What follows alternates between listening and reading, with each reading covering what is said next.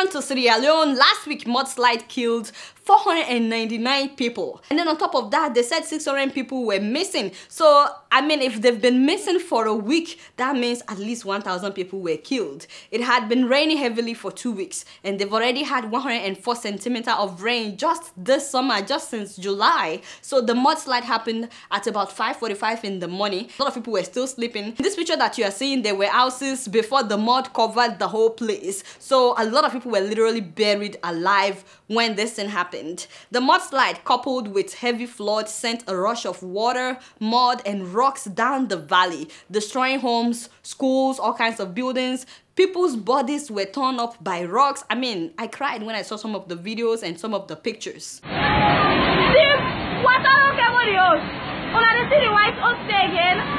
white house don't go. The bones them all just don't kind of run. Wow. It's so sad, right? This is another video of people shouting that death has come and they felt trapped. The ocean block. Where?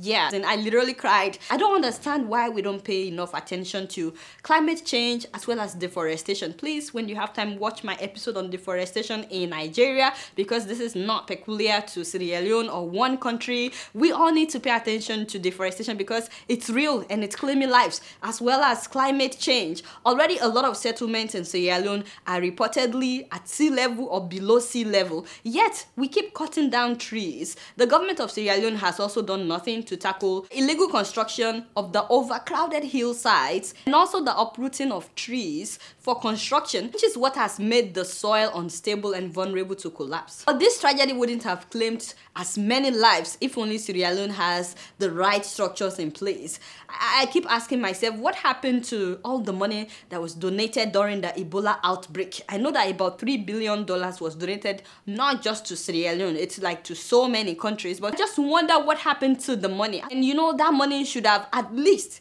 built good hospitals so that at a time like this, not that many people would have died. Coupled with that, the country still has poor infrastructure and poor drainage system. I'm not saying that they should have used the Ebola money to develop the country, but the government should have developed the country, especially the drainage system and the infrastructure. I heard that the emergency response team with their ambulances and stretchers did not get to the community until the afternoon. Remember that this thing happened at 5:45 in the morning, and they didn't have enough stretchers, they didn't have enough medications. Not only that, the heavy machines that were supposed to dig the mud so that people could be rescued did not arrive until the following day. And I'm telling you, within 2 days, the place was already stinking of decomposing flesh. It's so sad. They now face the risk of diseases like cholera outbreak, typhoid, and waterborne diseases. We need to make our leaders accountable and stop them from spending money or embezzling money that could literally save lives. Even now, people are donating money for this tragedy that recently happened in Sierra Leone.